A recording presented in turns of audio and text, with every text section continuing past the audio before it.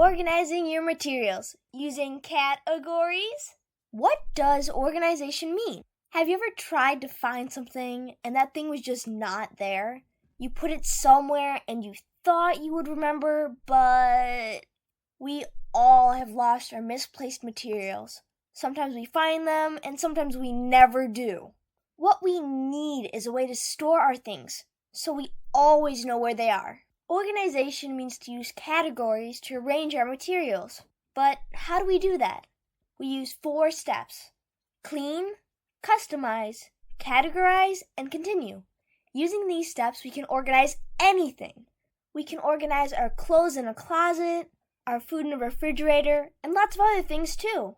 Then we know where to find what we need. Wouldn't that be perfect? What happens without organization? If we don't organize our things, we may not be able to find them when we need them.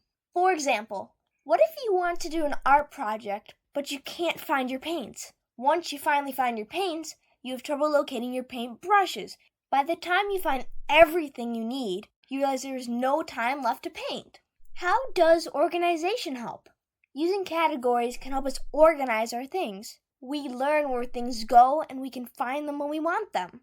If you had an organized system for your arts and craft materials, you could spend more time painting and less time looking for your things. Wouldn't you like to learn how to use 4 simple steps to organize all of your belongings?